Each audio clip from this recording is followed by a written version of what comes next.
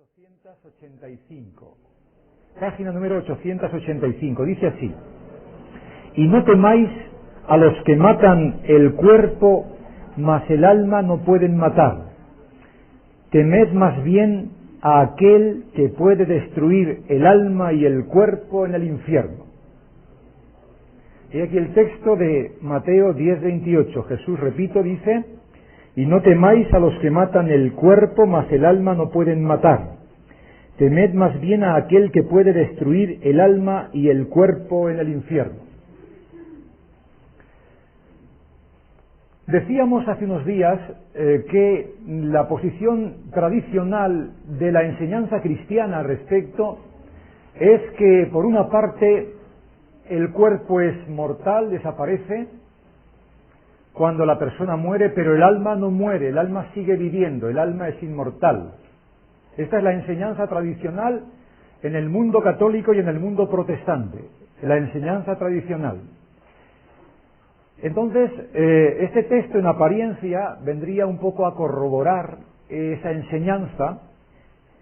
Sin embargo, no ese es el sentir del texto. Quiero deciros, repito, que esa enseñanza de cuerpo y alma, que no contempla la Biblia, fue una enseñanza que se introdujo en el siglo IV de nuestra era por la influencia de la filosofía platónica.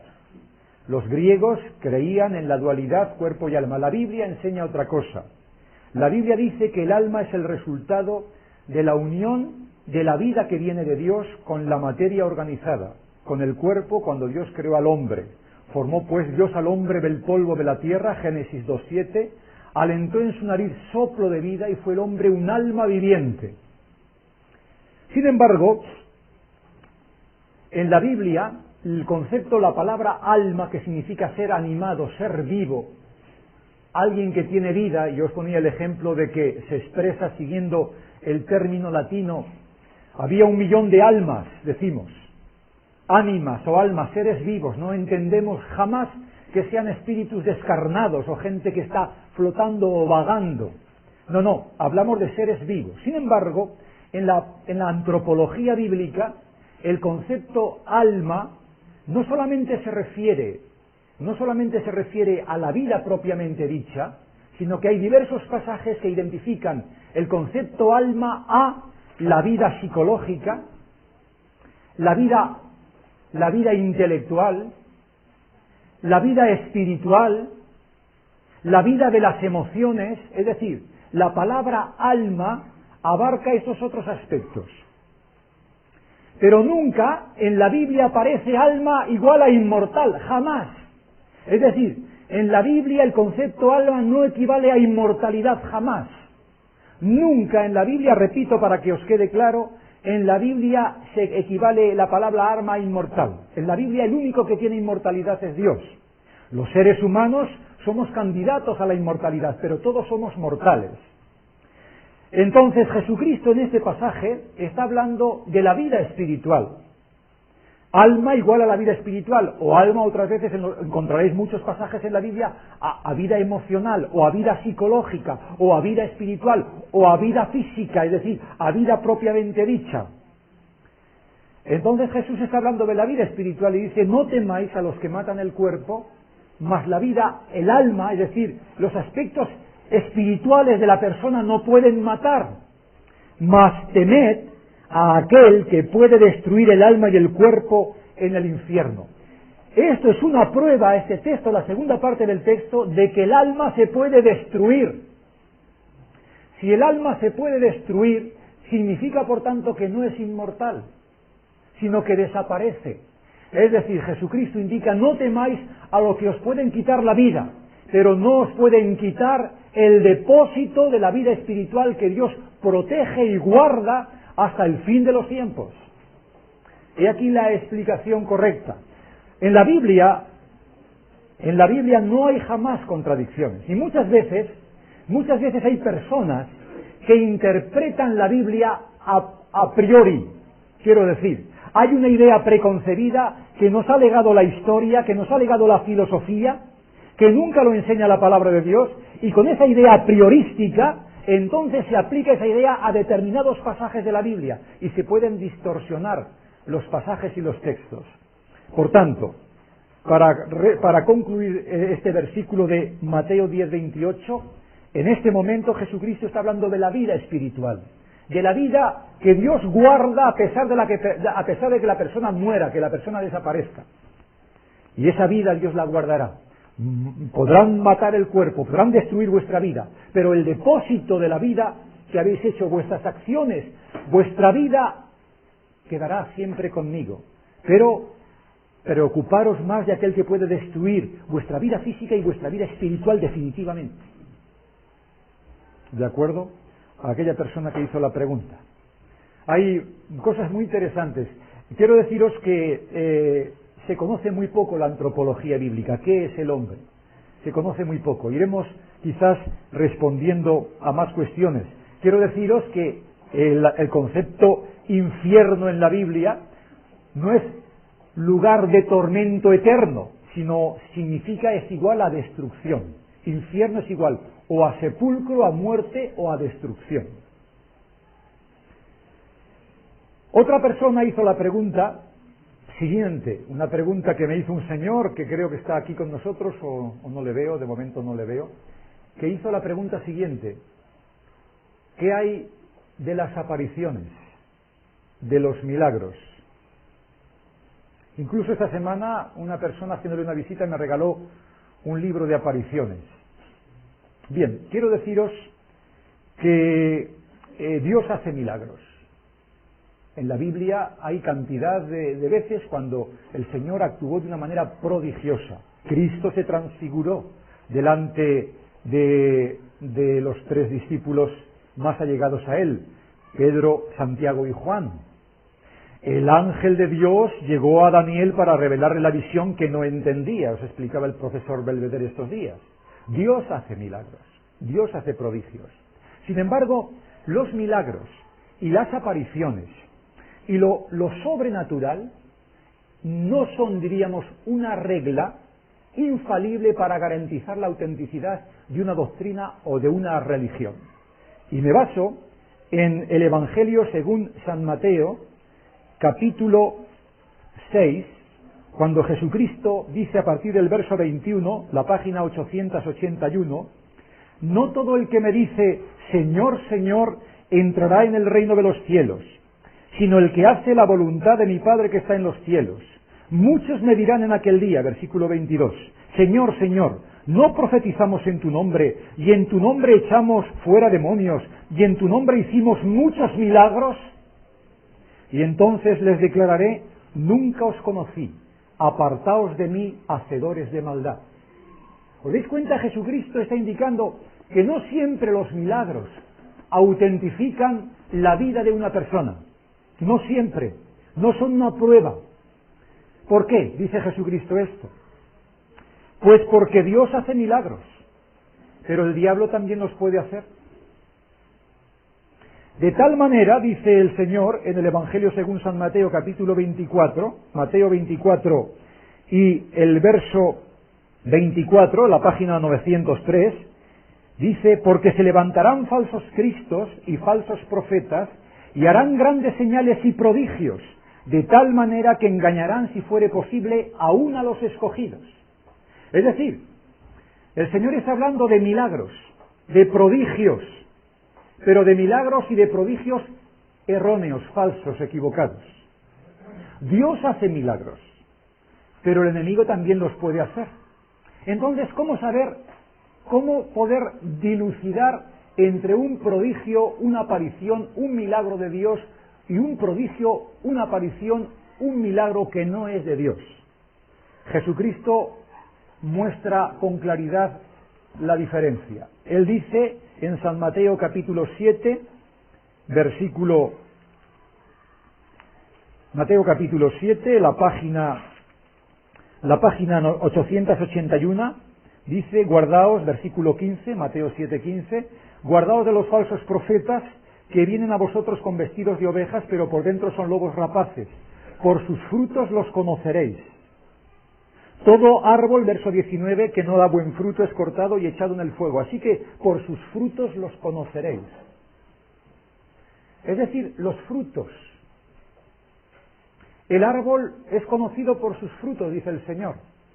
Entonces, cualquier prodigio, cualquier milagro, cualquier aparición, hay que medirla siempre a la luz de la palabra de Dios, a la luz de la Escritura. Hay que llegar a conocer de tal manera a la palabra de Dios. ¿Recordáis cómo venció Jesucristo a Satanás en la tentación en el desierto? ¿Recordáis? Nos lo decía el profesor Belvedere hace unos días atrás. ¿Cómo le venció? Escrito está. Es decir, el Señor para desenmascarar al adversario va a utilizar siempre la expresión escrito está. Y es en la medida en que nosotros conozcamos la palabra de Dios, en la medida en que nosotros conozcamos la voluntad de Dios, cuando podremos discernir entre lo que es y lo que no es de Dios. No olvidéis, no obstante, teniendo en cuenta esa premisa, que desde la perspectiva del hombre, dice la Biblia, los muertos nada saben. Y cuando hay algunas personas que aseguran haber visto a sus seres, que han fallecido, que han hablado con ellos, ¿entendéis? Claro, si el alma es inmortal, si el hombre cuando muere no muere, sino que sigue viviendo, perfectamente se puede aparecer, ¿verdad? Es normal, si es así. Pero la Biblia dice que el alma es mortal, el alma que pecare esa morirá. No hay posibilidad de error. Pero si se cree en lo otro, ¿por qué no se pueden aparecer aquellos que un día durmieron? Pues claro, esta teología del alma inmortal da pie a una cantidad de apariciones y de cosas extraordinarias que no proceden precisamente de Dios. Pero atención, muchos prodigios y muchos milagros provienen de Dios. La Biblia es la piedra de toque para poder discernir, para poder descubrir quién es quién y dónde está la verdad y dónde está el error. Y al final, dice Jesucristo, los frutos dan testimonio del árbol. Bien, creo que me he pasado un poco del tiempo, profesor Belvedere. Bien, ya pasamos unos minutos. Creo que vamos a ver el audiovisual inmediatamente. Yo quiero contestar una pregunta también, ¿no? ¿Sí? Cuidado. Pero justamente había una pregunta que llegó escrita, me parece que una página se me traspapeló y no la estoy encontrando. Gracias. Hay aquí en realidad no una pregunta, sino varias, y tal vez voy a leer la pregunta. Tiene que estar en algún lado, porque me llegó hace unos minutos y yo sé que había subrayado una parte. Bueno, no importa. De todos modos vamos a contestar lo que está allí.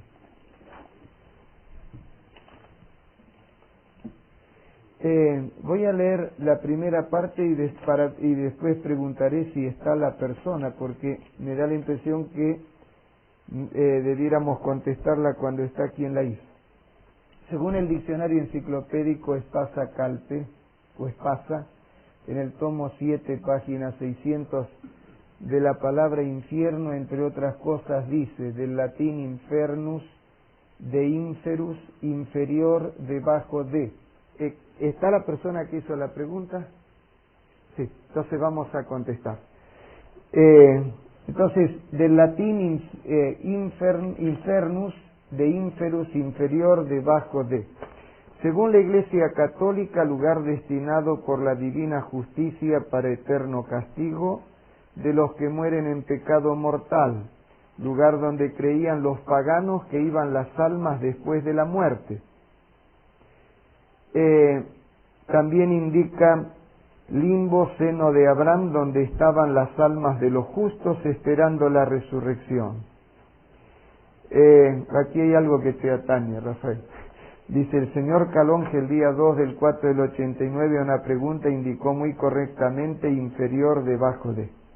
Para mi entender es perfectamente aplicable lo que indica el credo, que el Señor descendió a los infiernos para sacar a los que le estaban esperando. Consecuentemente hizo algo más que vencer la muerte, dormir. Solo que no se vence a la muerte durmiendo, En ninguna batalla se vence durmiendo, a menos que quieran batir el récord de horas durmiendo. Pero sacando el caso hipotético de querer batir el récord de horas dormido, el que quiere, para vencer hay que luchar, y no lucha el dormido. Este hecho entiendo que corrobora lo que señala la Biblia del milenarismo, es decir, que en las explicaciones, en los pies de página afirma que es una metáfora o forma de expresarse, a tal efecto adjunto algunas fotocopias de la Biblia que aclaran este punto. Entiendo que al morir hay un juicio inmediato en cada persona individualmente, pues si esto no fuese así, no se podría explicar cómo había un limbo.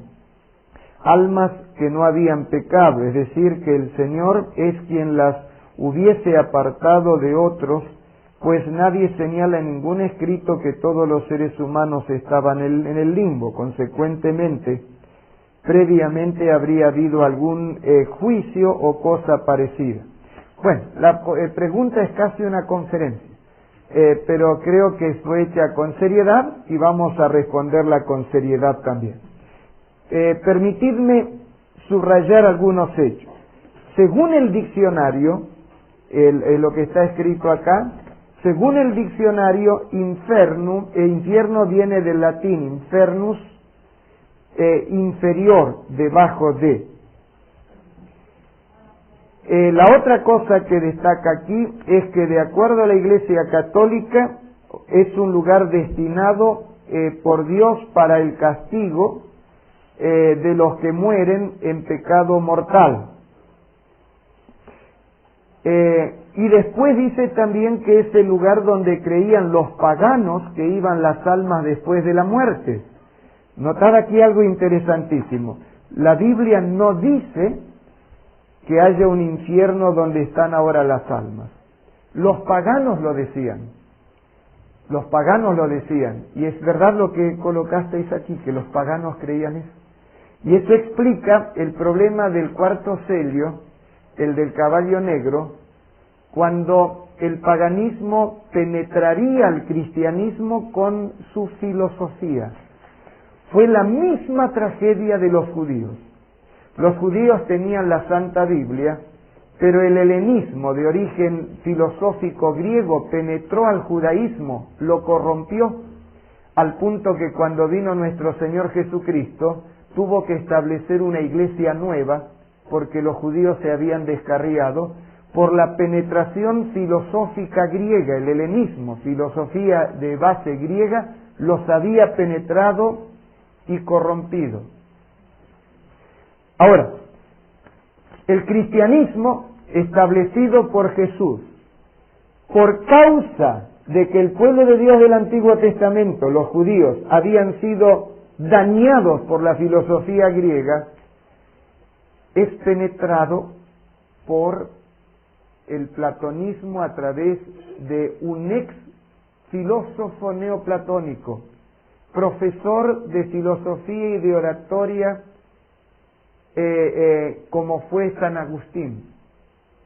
San Agustín, antes de convertirse, era un filósofo neoplatónico y fue penetrado en forma todavía más incisiva por el aristotelismo, filosofía griega pagana, a través de Santo Tomás de Aquino, que fue un genial maestro de aristotelismo.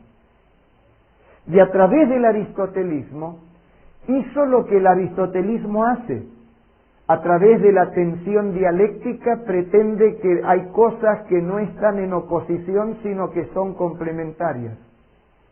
Y entonces cogió todas esas contradicciones que ya aparecían en el seno de la cristiandad.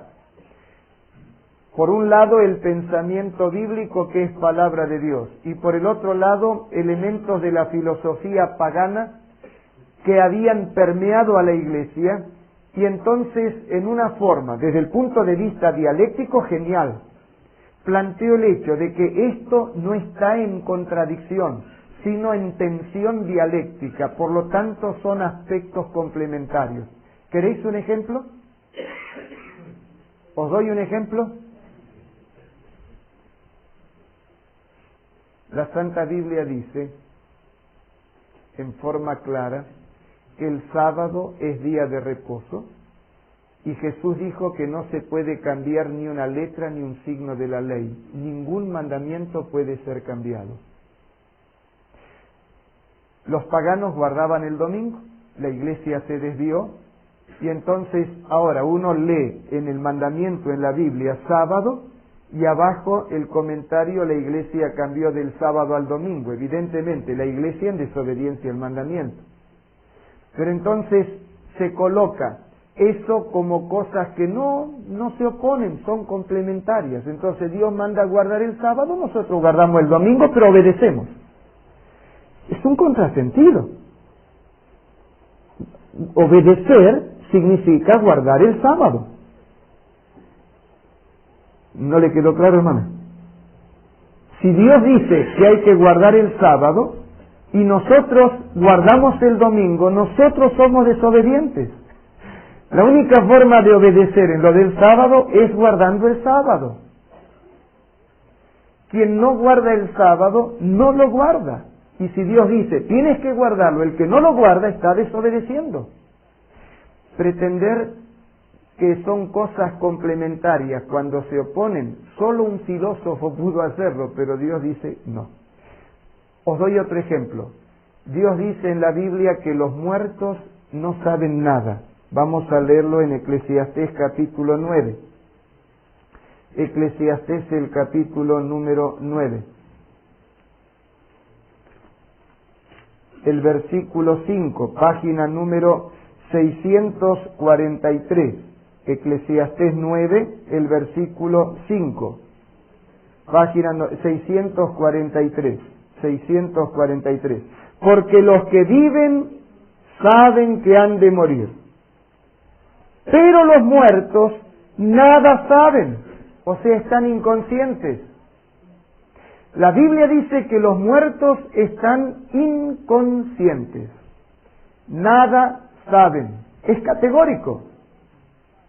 La filosofía pagana decía que los muertos seguían viviendo.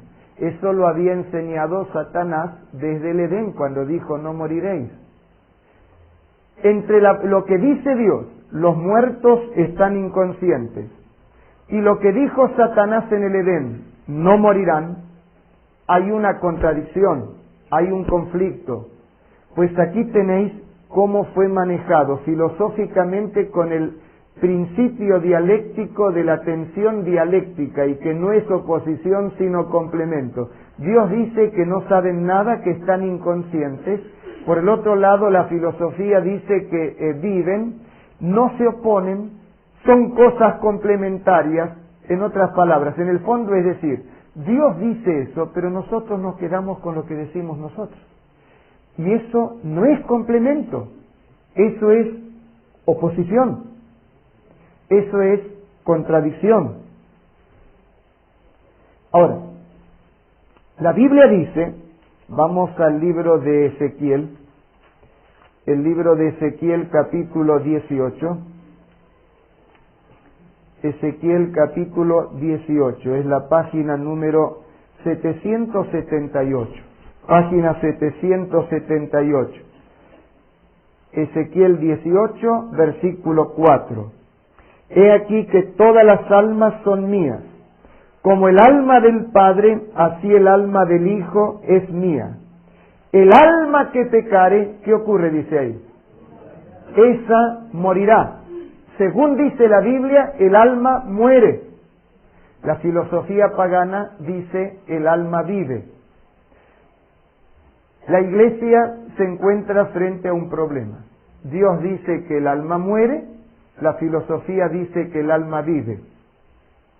Entonces, por esa penetración de la filosofía pagana, aplicando el principio de tensión dialéctica, Tomás y otros llegan a decir, pero no hay oposición, son complementarias. Dios dice que muere, nosotros decimos que vive, entonces vive. No sé si me vais acompañando en el problema de contradicción entre la posición bíblica y la posición filosófica. Puedo las manos de los que van entendiendo el problema. Si hay una oposición, una contradicción entre la posición bíblica y la posición filosófica, escuchad, yo voy a demostrar de qué lado estoy con mi decisión de respetar una de esas posiciones. Si yo respeto la posición bíblica, estoy diciendo, estoy del lado de Dios. Si yo le doy la espalda a la posición bíblica y me quedo con la posición filosófica, estaré demostrando que me quedé con una posición humana, en contradicción a la posición divina. Pero solo Dios salva, y quedarme con la posición humana es renunciar a la salvación.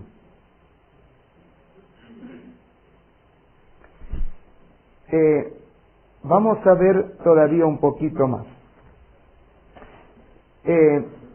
Aquí dice que la filosofía pagana decía que era el lugar donde iban los muertos. Entonces ya sabemos, si no está en la Biblia, ya sabemos de dónde se sacó eso. No lo encontramos en la Biblia, pero lo encontramos en los escritos de la filosofía pagana. Entonces sabemos que eso no es bíblico, eso es filosofía pagana. Y eso es lo que me duele el alma, y me duele de veras, y es que en lugar de nosotros los cristianos ganar a los paganos nos ganaron a nosotros. Porque del momento en que los cristianos aceptamos como doctrina los enunciados de la filosofía pagana, quiere decir que no tuvimos éxito en convertir a los paganos. Aunque nos duela, los paganos nos convirtieron a nosotros. Entonces tenemos que volver al cristianismo, volver a la raíz, volver a la palabra de Dios. La palabra de Dios, notad qué es lo que dice. En la página 1119, el libro de Hebreos, página 1119, Hebreos capítulo 11, en relación con lo que dice aquí de que Jesús fue a buscar las almas del limbo y que se las llevó con él. Antes de leer ahí en el capítulo 11 o pedir a alguien que me lea capítulo 11 versículos 38 al 40, os mostraré otro problema. ¿Aguantáis que os muestre otro problema? A algunos no les está gustando. Y a mí no me gusta hablar así como estoy hablando, pero aprendí que la única manera de decir claro algo es diciéndolo claro. Pero aprendí otra cosa, que a los que hablamos claro no nos gusta que otro nos hable claro. Y los vascos hablan claro. Pero yo hablo claro, y cuando viene otro y me habla claro, digo, pero oye, este debiera ser un poco más cortés. Y después pienso un poco, digo, pero si yo soy de hablar así, por eso yo debo, aunque tengo apellido vasco, yo debo ser vasco. Porque a mí me gustan las cosas así claras, ¿no? En Argentina hay un refrán que dice, al pan pan. Ya sé de dónde lo sacaron los argentinos. Ya sé, lo descubrí. Hoy hice un descubrimiento más. Escuchadme. Ya que vosotros nos enseñasteis el refrán, aguantadlo ahora. No, perdón, voy a hablar con respeto. Escuchadme. Si ahora yo fuera un teólogo católico, tendría que aceptar que la teología católica dice que los que van al infierno no pueden salir nunca más de allí. Eso es lo que dice la teología católica. Y si el credo dice que Jesús descendió a los infiernos, Jesús no podría haber salido nunca más de allí entonces. Y por otro lado, si descendió a los infiernos, no puede haber sacado una sola alma de los infiernos según la teología católica. Ahí tenéis un contrasentido de la filosofía que penetró el cristianismo. Porque claro, cuando Dios habla en la Biblia, Dios no se contradice, porque Dios, además de tener muy buena memoria para saber lo que dijo antes y no contradecirse, Dios no miente y revela la verdad, y por eso no se contradice. Por eso es que la Biblia no tiene contradicción. Pero cuando vamos a la filosofía hay muchas contradicciones. Y cuando nos basamos en la filosofía empezamos a quedar maniatados. Porque si descendió a los infiernos significara que fue al infierno donde están los muertos, Jesús no podría haber salido, y me diríais, él como Dios salió. Sí, pero no podía haber sacado a ninguno, porque los que van allá no salen, según la teología católica. Y si no fue a los infiernos, se fue al limbo, entonces el credo no dice al limbo. El credo dice a los infiernos. ¿Notáis cómo cuando empezamos a basarnos en la filosofía nos ponemos la soga al cuello? La única manera de salir invicto es basarnos en la Biblia, porque es la palabra de un Dios invicto. Sí.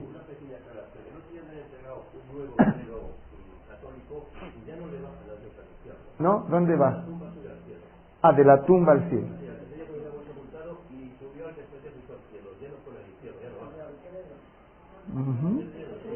En la versión nueva, traducción nueva. Yo no la leí, aunque te creo, como no la leí, no me voy a abstener de opinar por ahora. me la traes, pues yo soy como Tomás, quiero ver. Entonces, ahora, ¿qué es lo que dice la Biblia? ¿Quién quiere leerme Hebreos 11 desde el versículo 38 hasta el 40? Un voluntario para leer, mientras aquí el amigo me baja el volumen para que no haya realimentación. Sí.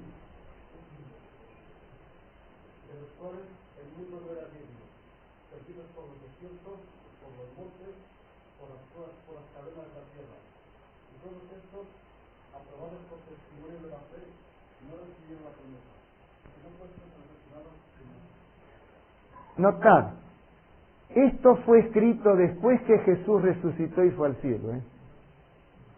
Y si leéis desde el principio del capítulo, ahí habla de Abel, habla de Enoc, habla de Moisés, habla de Abraham, habla de los patriarcas, y Jesús ya murió, resucitó, se fue al cielo, y San Pablo escribiendo acá dice, fueron aprobados, pero todavía no recibieron el premio. Todavía no recibieron el premio.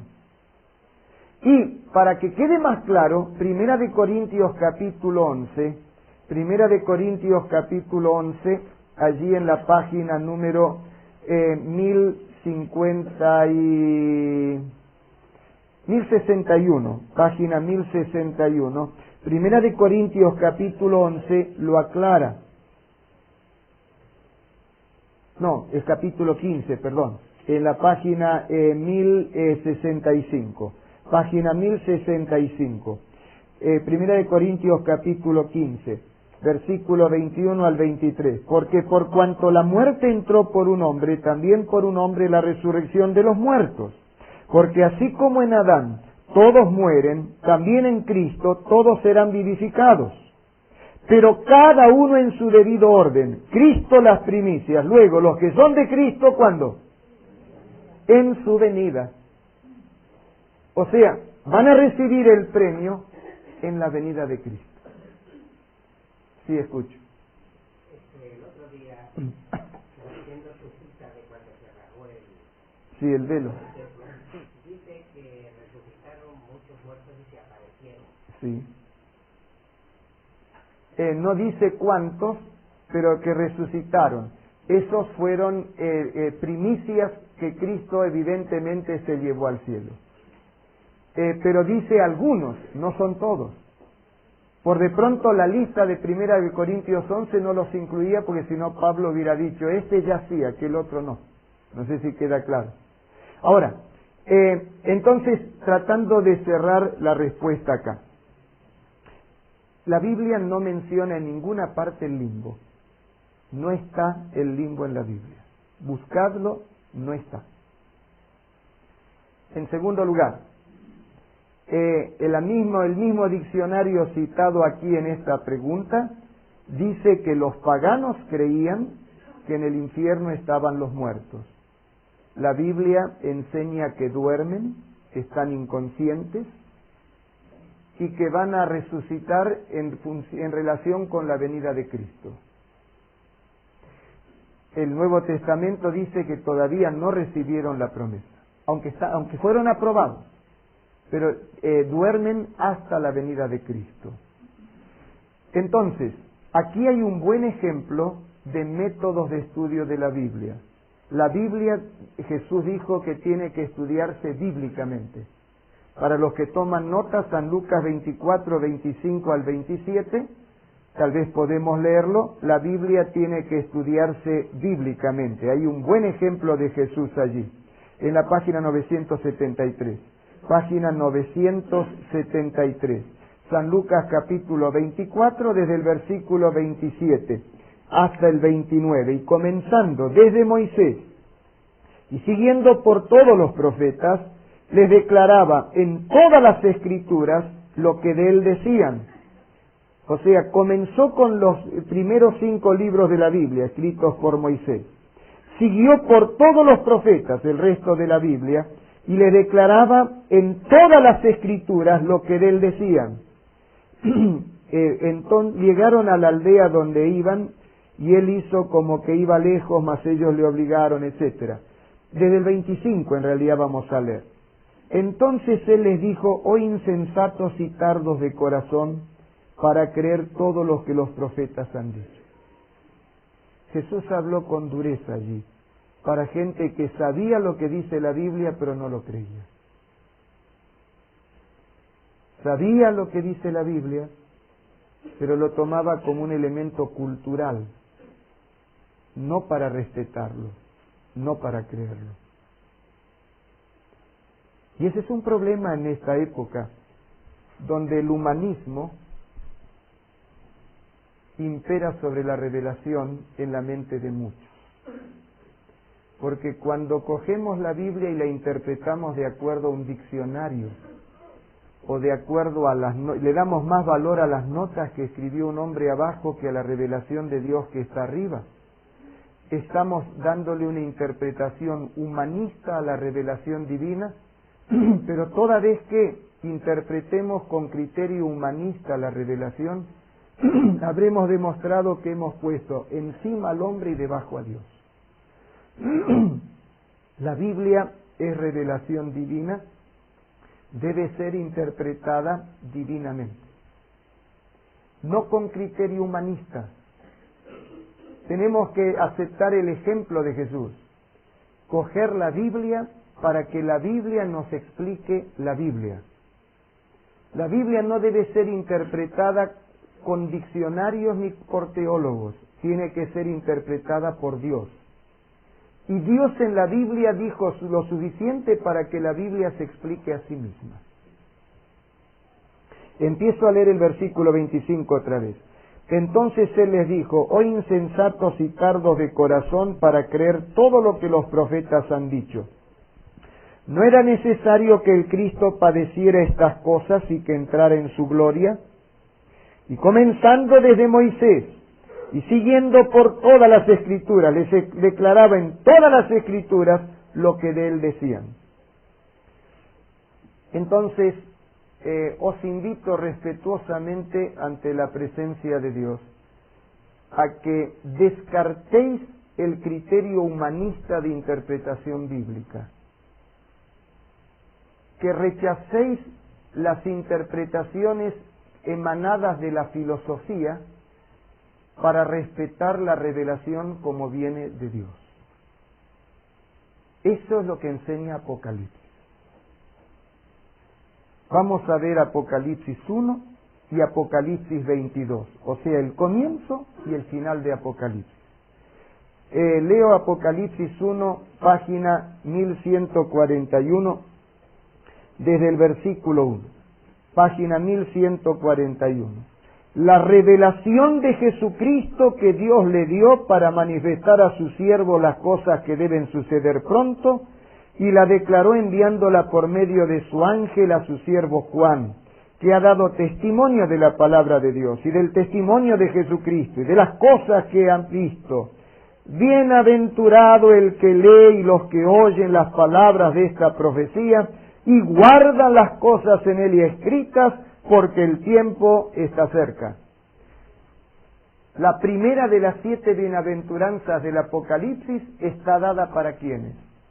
Para los que leen, oyen y respetan lo que está escrito en el libro. En otras palabras, es revelación que viene de Dios, revelación de Jesucristo. La escribió San Juan para que nosotros los seres humanos lo leyésemos y lo creyésemos. Y hay una bendición prometida de parte de Dios para el que lee y acepta eso, y lo cree de corazón. En contraste, notad cómo termina el Apocalipsis, capítulo 22, página 1157, capítulo 22, versículos 18 y 19. Yo testifico a todo aquel que oye las palabras de la profecía de este libro. Si alguno añadiere a estas cosas, como cuando, por ejemplo, se agregó la filosofía, se lee la Biblia y se le pone a la par como un agregado la filosofía. Si alguno añadiere a estas cosas, Dios traerá sobre él las plagas que están escritas en este libro. Cuando estudiemos las plagas veréis que caen sobre los que se pierden, que no se van a salvar. Y si alguno quitare de las palabras del libro de esta profecía, digamos el que arrancó el sábado, tacha el día de reposo, es sacarle a la palabra de Dios. Si alguno quitare de las palabras del libro de esta profecía, Dios quitará su parte del libro de la vida, o sea, se va a perder, y de la santa ciudad y de las cosas que están escritas en este libro. Notad la seriedad que Dios le da a la revelación que nos dio. La revelación es para respetarla. Es palabra de Dios, punto. Y lo que ahí dice es. Notad que la sexta bienaventuranza de Apocalipsis está en el capítulo 22:7, en ese mismo capítulo, porque la séptima está también en el mismo capítulo 22. Pero quiero que leamos en el versículo 7. He aquí vengo presto, bienaventurado el que guarda las palabras de la profecía de este libro.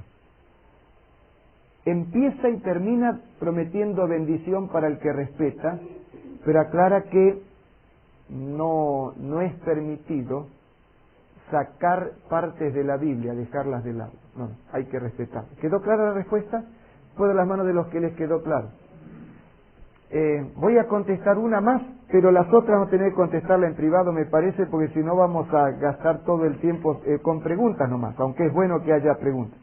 Adjunto algunas fotocopias de la Biblia en las que las notas aclaratorias señalan categóricamente lo que quiere decir juicio universal, juicio particular y milenarismo, y otras que, aunque también hablan sobre el indicado, no las incluyo. El Apocalipsis, sin una explicación para mi capacidad, es bastante difícil de entender. Entonces estimo que los técnicos preparados nos lo deben indicar, pero el problema es que dependemos de estas personas según su cultura, religión, ideas, etcétera, y consecuentemente nos pueden dar el color que ellos ven o les interesa que veamos. Casi me parece que esto es algo que alguien le transcribió, porque está hablado como que le explicaron a usted esto. Por ejemplo, habla mucho de las bestias y sin una explicación para una persona, una bestia es un animal irracional. Pero los técnicos nos dirán su significado como con los consiguientes matices. Aquí volvemos otra vez al mismo problema. Buscar el humanismo para aclarar la revelación divina. Buscar a los técnicos para que nos digan, cuando en realidad tenemos que buscar a la Biblia para que la Biblia diga. Es realmente difícil de entender Apocalipsis. ¿Cuántos de vosotros habéis comprendido la mayor parte de lo que estudiamos hasta acá? ¿Puedo ver las manos? Entonces no es difícil. Lo difícil, ¿sabéis qué es? Obedecer. Porque para obedecer yo tengo que ser humilde. En Argentina cuentan que habían peleado un hombre y una mujer. Y la mujer le dijo al marido piojoso. No sé si aquí es un insulto, pero allá es molesta. Y entonces pelearon más y el hombre era bastante enérgico y la castigó. Y la mujer siguió diciéndole piojoso. Y trató de amordazarle y decía piojoso. Entonces la metió debajo del agua, y debajo del agua, con los dedos que apenas salían afuera, hacía así.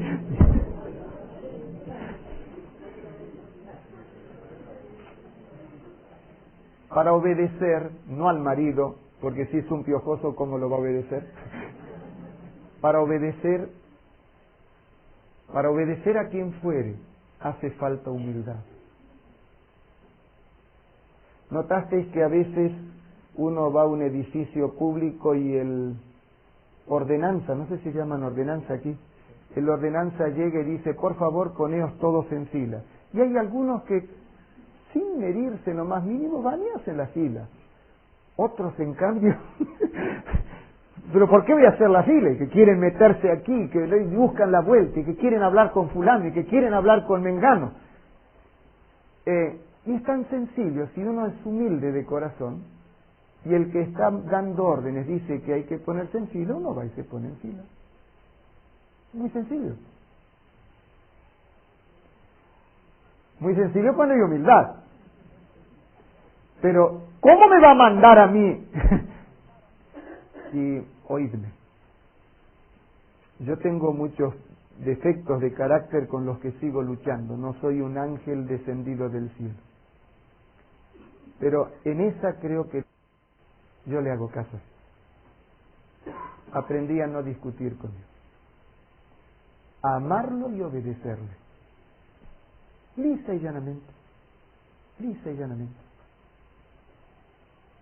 No es tanto el problema de entender.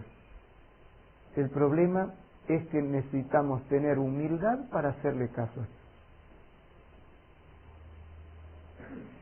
Ahora, vamos a Apocalipsis 1, página 1141. Página 1141. Apocalipsis capítulo 1, versículo 1. ¿Me aguantáis un ejemplo incómodo? Mirad que es incómodo, ¿eh? ¿Cuántos aguantáis el ejemplo incómodo? Bueno, agradezco la sinceridad, hay 3 que no. Autorizo a taponar los oídos de esos 3 para que hagáis todo lo posible para no oír. Y yo haré lo posible para hablar fuerte para que me escuchéis igual. No, perdonad la broma, pero de veras. Estos días no voy a dar las señas de la persona porque no quiero que quede al descubierto. Alguien decía, sí, la Biblia dice que hay que guardar el sábado, pero mi iglesia dice que el domingo. ¿Qué quiere decir eso? Me queda claro que Dios manda el sábado, me queda claro que mi iglesia manda otra cosa, pero yo no le hago caso a Dios, yo le hago caso a mi iglesia.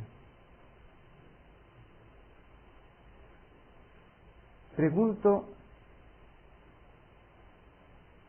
si el primer mandamiento que dice que hay que amar a Dios sobre todas las cosas está siendo respetado en ese caso. Porque si hay que amar a Dios sobre todas las cosas, y mi Dios me dice sábado, y mi iglesia me dice domingo, si Dios es el supremo y lo amo sobre todas las cosas, ¿a quién le voy a hacer caso? A Dios.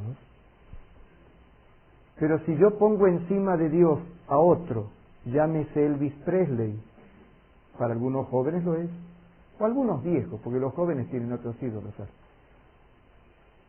o llámese iglesia, o llámese el marido, o llámese la suegra, aunque ninguno quiere tanto a la suegra como para ponerla en primer lugar, pero a veces para no tener líos con la suegra son capaces de desobedecerle a Dios, eso sí.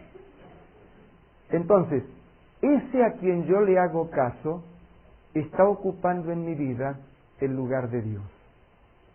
Si yo le hago caso a Dios, Dios está ocupando el lugar de Dios. Si yo le hago caso a cualquier otro, ese otro está ocupando el lugar de Dios. Por lo tanto, ya el primer mandamiento que dice amar a Dios sobre todas las cosas no lo estaría obedeciendo si le hago caso a otro. O sea, ya desde el principio estoy mal. Por eso es que yo decidí con toda humildad de corazón, cuando Dios manda algo, sonreírle a todos para hacerle caso a Dios. Porque la idea de sonreírle a Dios y hacerle caso al otro significa no respetar el primer mandamiento. Vamos a ver acá en Apocalipsis 1, versículo 1.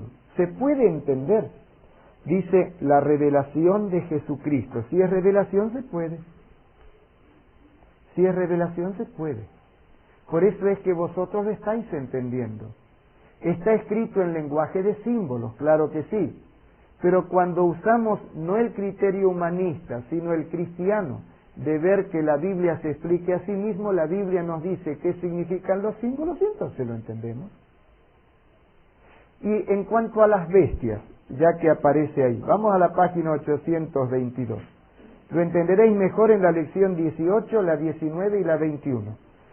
Pero ahora vamos a ver en la página 822, Daniel capítulo 7, versículo 17, página 822. Ahí dice, estas 4 grandes bestias son, ¿qué cosa? 4 reyes que se levantarán en la tierra. Versículo 23, dijo así, la 4ª bestia será un 4º reino en la tierra, el cual será diferente de los otros reinos, y a toda la tierra devorará y trillará y despedazará. Las bestias de la profecía son símbolos de reyes, símbolos de reinos, de poderes, de gobiernos. Entonces, si Dios presenta una bestia que actúa en política y en religión, es un gobierno político-religioso.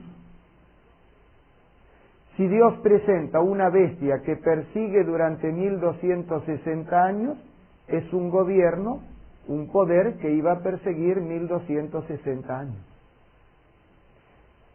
Si el animal que aparece es el Cordero, San Juan dijo que el Cordero de Dios que quita el pecado del mundo, ¿quién es? Cristo. Por lo tanto, las bestias son símbolo de poderes, símbolo de reinos. De acuerdo a las características de la bestia, vamos a ver a quién representan. Y si hay una bestia bien identificada es la de Apocalipsis. Porque la bestia de Apocalipsis dice en Apocalipsis dónde iba a tener la sede ese gobierno. Dice cómo se iba a llamar ese gobierno. Dice lo que iba a hacer ese gobierno. Con lujo de detalles. ¿Cuántos queréis saberlo? ¿Puedo ver las manos? Tenéis que venir a las lecciones 18, 19 y 21. Bueno, las otras partes, porque la pregunta es un poco larga para contestarla toda, la estudiamos en privado. La estudiamos en privado, no hay problema en estudiarla toda en público. Cogí las partes más importantes de las preguntas, porque creí que cada vez que uno hace una pregunta hay otros que no se animaron pero la tienen en la cabeza. Hay un libro, se titula El Club de los 50. Hay alguien que se hizo millonario con la idea del Club de los 50. Él dice que fue a una fiesta, miró y contó había alrededor de 50. Había un velatorio, se asomó, miró, más o menos 50. Cada vez que se reunía gente, claro, no las conferencias de Belvedere porque son especiales y vienen más, pero cada vez que había gente contaba unos 50, entonces llegó a la conclusión de que cada uno influye en unos 50 más o menos. Y entonces se escribió el libro El Club de los 50, diciendo que si tú tienes un negocio, un comercio, atiende bien al que viene porque ese influye sobre unos 50 más o menos. Entonces él empezó a vender automóviles, atendía bien a los clientes, sabía que unos 50 amigos o parientes de él sobre los que influían podrían venir a preguntar por coches también. Y se hizo millonario. Entonces, aproveché tu pregunta, debe haber unos 50 más que querían saber esto, por eso la contesté.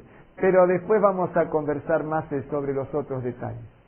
Vamos a tener una oración, dejamos el audiovisual para otro momento, así analizamos nuestro tema. Amado Dios y eterno Padre, queremos pedir que lo que hemos analizado, si alguna cosa no estaba en armonía contigo, nos ayudes a rectificarla. Y que todo aquello que tú sabes que es verdad y que ha sido explicado, lo grabes en nuestro corazón y en nuestra mente. Ayúdanos en el análisis del tema de ahora sobre los profetas. Te lo pedimos por Jesús. Amén. Este asunto de los profetas es muy importante por dos razones, por lo menos. En primer lugar, porque la Biblia habla de verdaderos profetas y habla de falsos profetas. Y para nosotros, en el estudio de Apocalipsis, nos interesa porque Apocalipsis habla de los dos. Por ejemplo, como ilustración de verdaderos profetas, página 1154. Página 1154. Apocalipsis capítulo 19, página 1154, el versículo número 10. Dice allí, 19:10, yo me postré a los pies para adorarle y me dijo, mira, no lo hagas. Yo soy consiervo tuyo y de tus hermanos que retienen el testimonio de Jesús. Así que no se puede arrodillar frente a nadie que no sea Dios. Adora a Dios, porque el testimonio de Jesús es el espíritu de la profecía. Por lo tanto, en el tiempo del fin iba a haber manifestaciones del espíritu de profecía.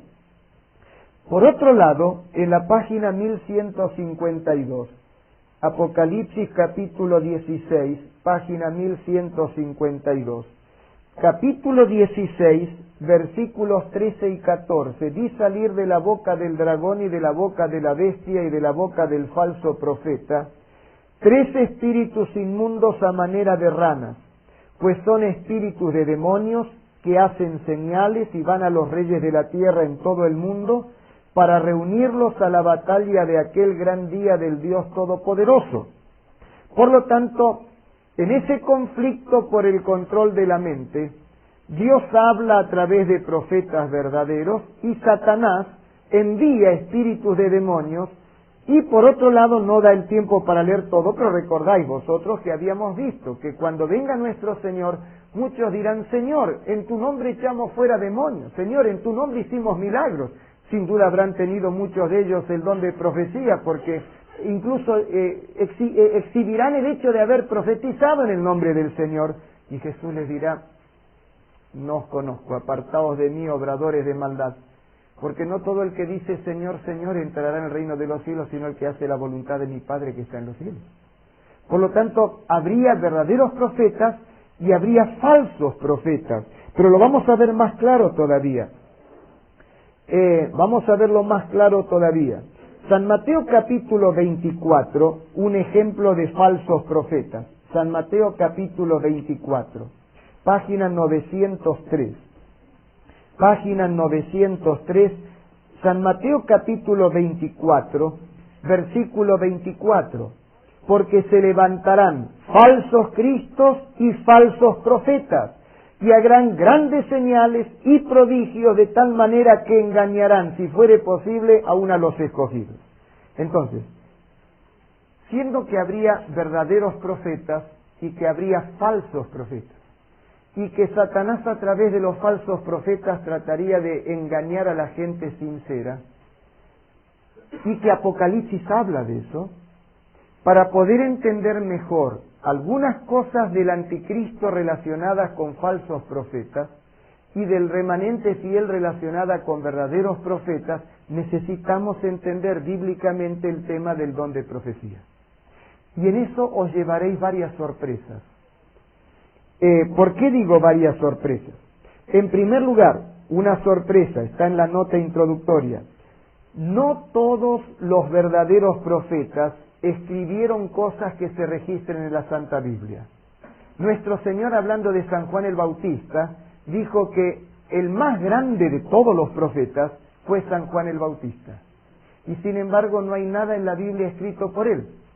Quiere decir que Dios usó profetas que escribieron la Santa Biblia, les dio ese encargo, y otros profetas a quienes Dios no le encargó escribir en la Santa Biblia, pero le dio el don de profecía para enseñar la verdad de Dios. ¿Va quedando claro eso?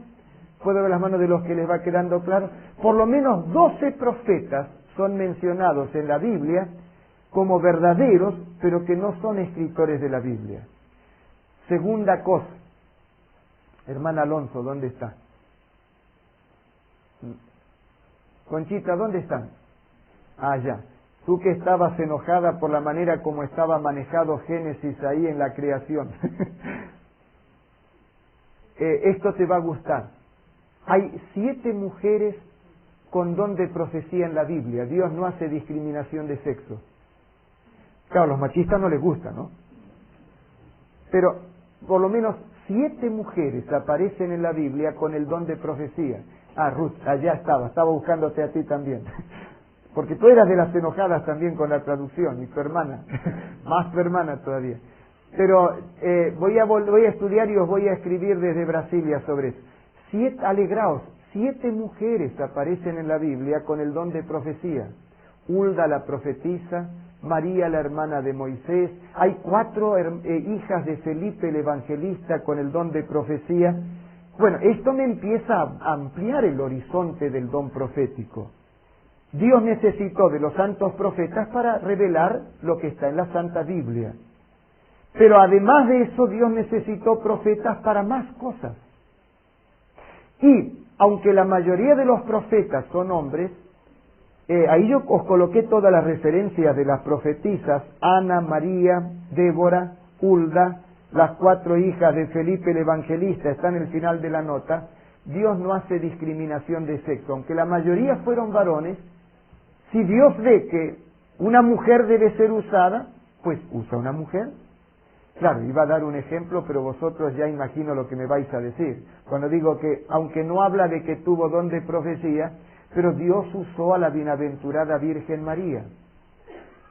Y claro, diríais que no podía usar un hombre para que naciera el Señor, tenía que ser una mujer. Es lógico, sí.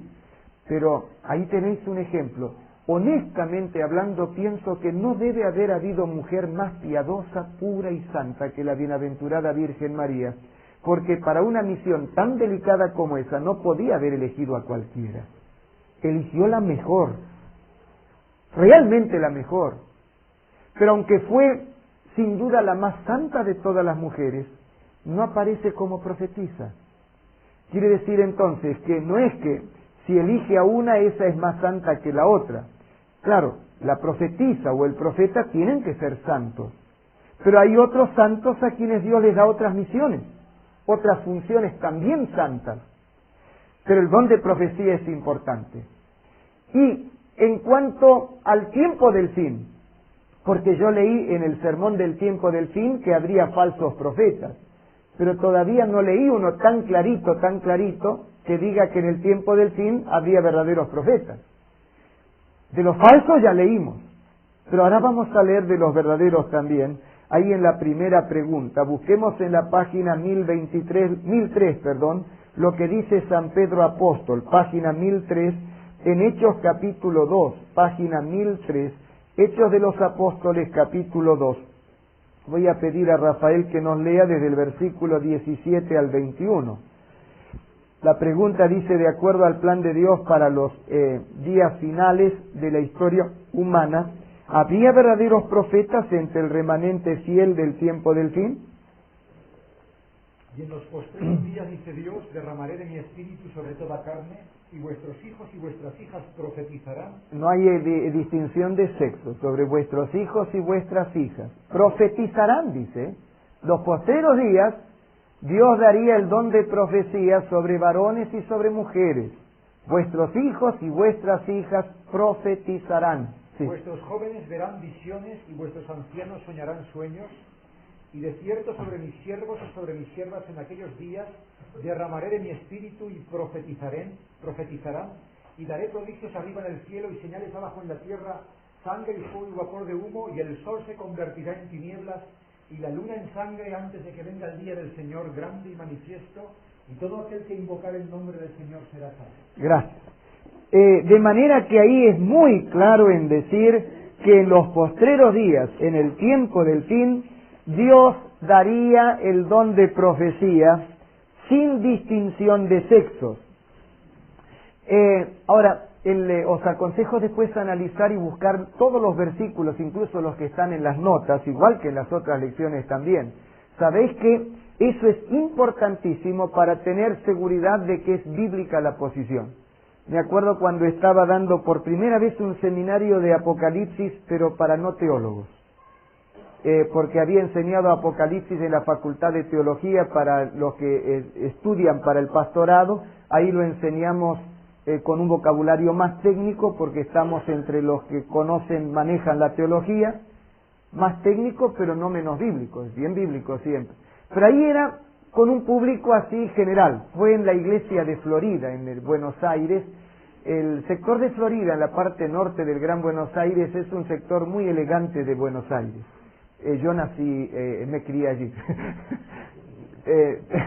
No, independientemente de que haya sido el lugar donde me crié, un sector de Florida es muy elegante, y en el templo de la Iglesia Adventista de Florida, un templo muy bonito, capacidad para unas 800 personas, la nave central, pero en un salón auxiliar estábamos dirigiendo esto. Y me acuerdo que una noche cometí un error. Cuando estudiamos lo de la bestia, me olvidé de aclarar que bestia no era un término peyorativo, sino que era una expresión simbólica, un símbolo de un poder. Y expliqué todo lo de la bestia, pero sin aclarar eso. Desde entonces aprendí que tengo que aclararlo. Y me dijeron que el ingeniero Cipriani, un italiano, un alma sensible y noble, de familia de artistas, y de paso en su trabajo como ingeniero civil proyecta edificios con una delicadeza y gracia sorprendente. Había quedado conmovido, herido. Y yo hice una oración a Dios y le dije: Señor, me equivoqué por no haber aclarado eso. Si tú me lo traes, yo voy a explicar lo que no expliqué. Y a la noche siguiente, Dios cumplió y yo tuve que cumplir entonces. Solo que Cipriani, que siempre venía como un europeo de buen gusto, vestido impecablemente con una pulcritud digna de subrayar, esa noche vino bien vestido, pero no se había afeitado. Y además de no afeitado, un poco ojeroso. Pensé, se habrá enfermado el hombre. Pero cuando lo vi dije en mi corazón: amén, el Señor lo trajo.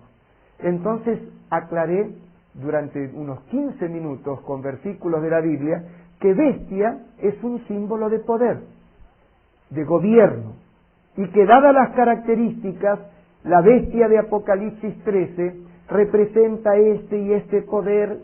Y entonces, al final del tema, seguí con el otro tema, Cipriani levantó la mano y dice: profesor, yo agradezco de todo corazón, sinceramente, esa explicación, yo la necesitaba. Porque anoche sin esa explicación quedé convulsionado, y cuando volví a casa, cogí la lección número 1 y leí cada versículo, y todos los versículos de todas las notas. Y cuando terminé con la lección 1, seguí con la 2, con la 3, y yo pensé, algunas lecciones en las notas yo metí hasta 80 y 90 versículos. Y este hombre dijo todos los versículos. Pasé toda la noche repasando a partir de la lección número 1, y cuando llegó la hora de ir a mi escritorio, cogí las lecciones restantes y la Biblia y seguí estudiando hasta ahora. 24 horas. Claro, un ingeniero puede hacerlo, una mente muy disciplinada para la investigación. Se pasó 24 horas repasando todo. Y dijo, todos los versículos analicé. Por eso ahora me queda muy claro. Y escuché que cuando termine el seminario va a haber un bautismo, mi mujer y yo nos vamos a bautizar. El hombre adquirió convicción porque dio el mismo.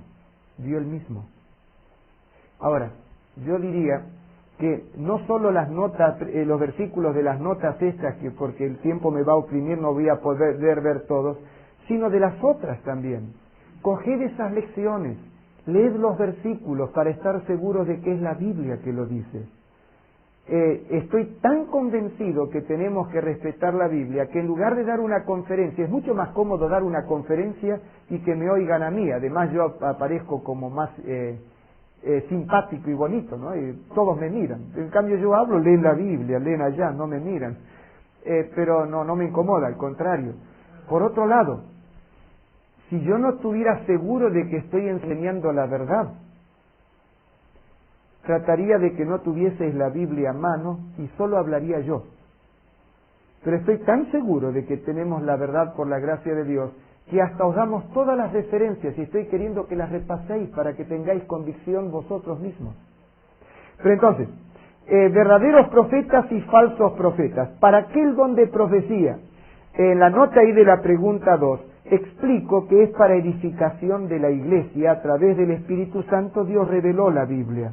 Notad la seriedad que Dios le da a esto del don de profecía, que en Apocalipsis 22:19, que lo leímos hoy contestando una pregunta, dice que Dios quitará su parte del libro de la vida, hablando de las personas que sacan parte de la profecía, o sea, que no la respetan. Para Dios están, vamos a leerlo, Apocalipsis 22:19. Y si alguno quitare de las palabras del libro de esta profecía, Dios quitará su parte del libro de la vida y de la santa ciudad y de las cosas que están escritas en este libro. Notad la seriedad que Dios le da a la profecía, al punto de quitar el nombre de la lista de los que se salvan, de aquel que deja de lado lo que está en la profecía. Pero en el versículo 7, notad cómo se considera en el Apocalipsis a quienes respetan las palabras de la profecía divina. 22:7. Y aquí vengo pronto, bienaventurado el que guarda las palabras de la profecía de este libro. Yo os expliqué a los que asististeis al seminario de vida familiar cómo Moisés, que había sido educado en la disciplina de Egipto, preparado para ser faraón, y como los faraones eran enseñados por la clase sacerdotal, debe haber aprendido todo lo que la medicina egipcia manejada por los sacerdotes establecía, medicina básicamente asistencial, o sea, coger un enfermo y darle tratamiento para curarlo, lo que le valió a Egipto alcanzar un promedio de vida muy alto para aquella época, 50 años como promedio de vida. Pero Moisés, cuando se escapó de Egipto, porque a su manera quiso liberar al pueblo de Israel, pasó 40 años en el desierto para olvidarse de lo que había aprendido en Egipto y aprender lo que Dios quería enseñarle. Y cuando saca al pueblo de Israel de Egipto, escribe mucho sobre salud. Leed los 5 primeros libros de la Biblia y os sorprenderéis de cuánto sobre salud enseña. Pero cuando comparáis lo que Egipto practicaba con lo que Moisés escribió, veréis que son dos cosas diferentes. En otras palabras, así como Egipto tenía algo de medicina preventiva, pero básicamente era medicina asistencial. Yo hice una monografía bien documentada sobre ese asunto. Moisés presenta prácticamente todo sobre medicina preventiva, educación para tener buena salud. Leed después en el Salmo 90, que fue escrito por Moisés, y él dice que el promedio de vida en el pueblo de Israel era de 70 a 80 años. 20 a 30 años más de vida que el promedio que tenía Israel, la nación más alta, Egipto, la nación que había alcanzado un nivel más alto, no solamente socioeconómico, sino también cultural y sanitario. 20 a 30 años más de vida por respetar las instrucciones que a través del profeta Moisés Dios les había dado. Y vosotros recogeréis también buenos frutos y tendréis mejor salud, mejor vida, más vida, si respetáis los principios que a través del don profético Dios nos da en la Santa Biblia y también en la revelación moderna, claro que sí. Vamos ahora a ver un poco en la pregunta 5, ¿qué declaraciones del Apocalipsis revelan que en el tiempo del fin el remanente fiel tendría el don de profecía? Vamos a la página 1149, Apocalipsis capítulo 12, el versículo 17. Página 1149, Apocalipsis 12, 17. Entonces el dragón se llenó de ira contra la mujer y se fue a hacer guerra contra el resto de la descendencia de ella, los que guardan los mandamientos de Dios y tienen el testimonio de Jesucristo. En el tiempo del fin, el dragón, que es símbolo de Satanás, en la próxima lección lo veremos cuando discutamos lo de la mujer vestida del sol, una muy importante profecía, no, el domingo la vamos a ver. Muy importante profecía, la mujer vestida del sol, un aspecto de virgen vestida del sol, que es símbolo de la iglesia verdadera, y el resto de la descendencia de ella, o sea, lo que queda como remanente de la iglesia verdadera en el tiempo del fin, esos que guardan los mandamientos de Dios y serían perseguidos por el dragón, dice que también tienen el testimonio de Jesucristo. ¿Y qué es en el lenguaje bíblico testimonio de Jesucristo? Capítulo 19, versículo 10, en la página 1154 lo aclara. Yo me postré a sus pies para adorarle, y él me dijo, mira, no lo hagas. Yo soy consiervo tuyo y de tus hermanos que retienen el testimonio de Jesús. Adora a Dios, porque el testimonio de Jesús es el espíritu de la profecía. El testimonio de Jesús es el espíritu de la profecía, o sea, el don de profecía. Y para que estemos más seguros de la interpretación, vamos a página 1126, no está en el bosquejo, pero podéis anotarlo, página 1126, Primera de San Pedro, capítulo 1, versículos 10 al 12. 1, 10 al 12. Los profetas que profetizaron de la gracia... Está hablando de profetas que profetizaron, sí. De la gracia destinada a vosotros, inquirieron y diligentemente indagaron acerca de esta salvación, escudriñando qué persona y qué tiempo indicaba el Espíritu de Cristo que estaba en ellos. El Espíritu de Cristo que estaba en ellos, sigue. El cual anunciaba de antemano los sufrimientos de Cristo y las glorias que vendrían tras ellos. O sea, el Espíritu de Cristo estaba en ellos revelándole lo que vendría. Y de paso, léeme el 12 también, que es muy bonito. A esto se les reveló que no para sí mismos, sino para nosotros, administraban las cosas que ahora os son anunciadas por los que os han predicado el Evangelio por el Espíritu Santo enviado del cielo, cosas en las cuales anhelan mirar los ángeles. Son tan importantes que los ángeles quisieran manejar esas cosas también. Pero Dios nos da el privilegio a los seres humanos. A través del testimonio de Jesús, que es el don de profecía, el espíritu de profecía, Cristo revelando a través de los profetas. Eso es el testimonio de Jesús. Nos revela cosas tan maravillosas que tienen que ver con la salvación, que hasta los ángeles quisieran manejar eso. Pero en su sabiduría Dios quiso darnos el privilegio a los seres humanos de desarrollarnos sirviéndole a través de esto también. Cuando estudiamos la historia de ese remanente fiel que surgió en 1844, cuando de acuerdo a la profecía bíblica en el cielo iba a comenzar el juicio investigador, y en la tierra, mientras el cuernito pequeño impulsaba el cambio de los mandamientos de Dios, ese remanente fiel tenía que surgir para restaurar la verdad echada por tierra y enseñar. Llegó la hora del juicio, empezó el juicio investigador, ahora es momento de adorar a Dios como el Creador, como lo manda el mandamiento del sábado. ¿Recordáis que cuando llegó ese momento no existía ese remanente?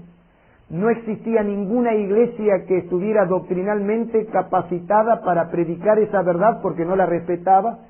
Y como Apocalipsis 10, a través de la revelación, ahí Apocalipsis 10 nos ayuda a entender el proceso, indicaba que los que iban a predicar otra vez, como habían predicado los primeros apóstoles, o sea, aquellos del caballo blanco tuvieron la doctrina pura y salieron a predicar al mundo.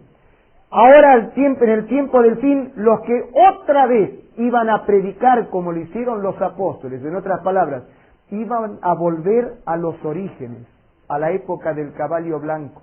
Iban a coger la doctrina pura y verdadera, la del caballo blanco, la de los apóstoles, y saldrían a predicarla, serían los que eran representados allí por Juan, símbolo de la iglesia sincera y pura, pasarían por un chasco y tras el chasco, entonces podrían salir a predicar.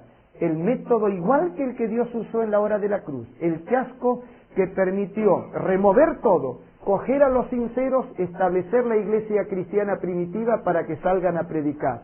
Después que la iglesia se había desbarrancado y todo lo demás, Dios sacude otra vez las cosas, coge otra vez un remanente fiel, igual que en los días de los apóstoles, para hacer la misma obra que le había encargado a los apóstoles.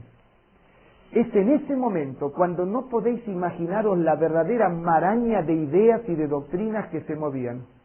Dios decidió a través de la hermana Elena G. de White no sustituir a la Biblia, porque la Biblia no puede ser sustituida, no ponerse en lugar de la Biblia de ninguna manera, pero como quien da una luz menor para guiarnos a la luz mayor, ayudar a distinguir en esa maraña de voces el camino del Señor. Y es así como surgen cosas extraordinarias en el campo de la educación. Cuando yo estaba estudiando teología, se internó en el sanatorio al lado de nuestra facultad, un sanatorio adventista también, porque la iglesia adventista tiene muchos sanatorios por todos lados. El ministro de Educación del estado de Entre Ríos, donde está nuestra facultad, digo mal, no ministro de Educación, en ese momento él era diputado nacional, y fue con otros pacientes a la parte del culto que se da cada día. En la nochecita hay un culto para los pacientes que quieran ir, y ese día me invitaron a mí, que estaba terminando teología, para que predicase. Yo ni sabía quiénes estaban allí, prediqué así como vosotros ya sabéis, solo que siendo más joven era más vehemente todavía, de modo que así, con la lengua bien afeitada, sin pelos en la lengua, prediqué de todo corazón como veo a Cristo en la Biblia. Al día siguiente me buscó este hombre y me dice, lo oí anoche cuando habló, me pareció que es sincero y estoy necesitando el consejo de alguien que sea sincero. Hay aquí gente adulta que es buena y sincera sin duda, pero de usted tengo la certeza de que es sincero. Le dije, quizá me equivoco en muchas cosas, pero que lo hago con sinceridad, eso seguro. Me dice, yo recibí del gobierno de Entre Ríos el pedido de ser ministro de Educación. Eso significa abandonar mi lugar, mi escaño de diputado, y mi partido puede sentirse traicionado. Y yo no sé realmente, quiero como cristiano sentir que hago la voluntad de Dios. No sé bien qué hacer. Yo le dije, eso tiene que decidirlo usted, doctor. Ahora, si estuviera en lugar suyo, evaluaría si es que puedo, a través de la formación de los niños y los jóvenes, dar un aporte más positivo que solo discutiendo en la Cámara. Tal vez yo aceptaría educación, pero no sé, quizá Dios lo necesita allí. Discutimos largo. Al tiempo supe que había aceptado y asumió el ministerio de Educación. Un día llamaron a la facultad y dijeron, necesitamos que el joven Belvedere comparezca ante el ministro de Educación. Yo pensé, ¿qué habré hecho? Y entonces el director de la Facultad de Teología me llamó y me dice, Daniel, te mandaron llamar, no sabemos para qué, pero recuerda que como cristiano tú tienes que dar un testimonio de Cristo allí, ya que te han llamado. Y yo fui, pero estaba mal parado para dar testimonio, justo tenía un orzuelo, así que estaba con el ojo todo lloroso y pensé, qué mal testimonio voy a dar acá. Y entonces me llamó ese hombre para darme el ofrecimiento de una tarea, una función de confianza. No era muy importante, pero él quería a alguien de confianza allí. Y yo le dije, no, yo me estoy preparando para ser pastor. Solamente que le traigo un regalito, doctor. Uno de mis compañeros, ya casado él, un hombre mayor que yo, me dice, vas a ver al ministro de Educación. Estudiantes pocas veces tienen dinero. Dice, vos tenés poco dinero, yo tengo poco también. Juntemos nuestros dos pocos y compremos el libro La Educación de la hermana White y se lo regalas a el doctor Norberto Guiones. Y entonces yo aparecí allí y le regalé el libro La Educación. Un tiempo después fueron por gestiones de nuestro colegio, y el que fue el doctor Pose, que tú lo conoces, que estuvo después aquí en España, doctor en educación, adventista, y sirve a la UNESCO también, entiendo. El doctor Pose fue allá y dice, vi el libro La Educación en el despacho del doctor Guionet, subrayado por todos lados. Y le dije, doctor, ¿usted leyó el libro? Sí, lo leí, lo subrayé y lo tengo aquí porque creo que es lo más actualizado que hay sobre educación. Magnífico libro. Y la hermana White lo escribió en el siglo pasado. Quiere decir que se anticipó el Espíritu Santo guiando a la iglesia en sistemas educativos que hoy son considerados por las autoridades educativas de avanzada como una bendición de parte de Dios. Bueno, me estoy entusiasmando y tenemos que seguir. Profetas verdaderos y profetas falsos. Ya lo de Mateo 24 lo vimos ahí en la pregunta 6. Jesús dijo que habría falsos profetas. Pero en esto, notar que el conflicto del cual nuestro Señor habla en Apocalipsis es muy claro y evidente. Apocalipsis 12, versículos 7 al 9, Jesús dice que hubo guerra en el cielo, se rebeló Satanás y arrastró una parte de los ángeles, y mientras el Señor tiene apóstoles y profetas y evangelistas, lo dice en Efesios 4, 11 y 12, y también tiene a los que guardan los mandamientos de Dios y tienen el testimonio de Jesús, Apocalipsis 12, 17, que es el don de profecía o espíritu de profecía. Satanás, que decíamos en la última clase que lo vieron de traje y corbata y con Biblia yendo a una iglesia a defender sus intereses, él también tiene su gente. Dice que se disfraza como ángel de luz, segunda de Corintios 11, 14, y tiene ministros, dice ese versículo, que hacen milagros, lo dice, son falsos profetas, San Mateo 24, 24, hacen milagros falsos, Apocalipsis 16, 13 y 14, segunda de Tesalonicenses 2, 8 al 12, y hace guerra contra los que guardan los mandamientos de Dios. ¿Cómo hacer entonces para distinguir entre el verdadero profeta y el profeta falso? Vamos a ver rápidamente, en una de las notas allí vosotros lo podréis ver en más detalle, el remanente fiel, o sea, lo que queda de la iglesia verdadera, dice Apocalipsis 12, 17, que guarda los mandamientos de Dios y tienen el testimonio de Jesús, que es el espíritu de profecía. Dios dice que el verdadero profeta, vamos a leer en Isaías 8:20, porque eso es, todo es importante, pero en los 3 minutos que me quedan, por lo menos eso quiero que lo leamos. Isaías capítulo 8, versículo 20, una característica importantísima del verdadero profeta, ¿cuál es? A la ley y al testimonio. El 19 porque... Sí, está bien. Y si os dijeren, preguntad a los encantadores y a los adivinos que susurran hablando, responded. Así que... ¿No consultará el pueblo a su Dios? Así que entran ahí sobre el tapete encantadores y adivinos. ¿Sabéis que estuve leyendo un libro que compré aquí escrito por un autor vasco sobre tradiciones vascas y me quedé preocupado por cuántas tradiciones que hay que están vinculadas con algunas cosas que la Biblia dice que no pueden ser, ¿no?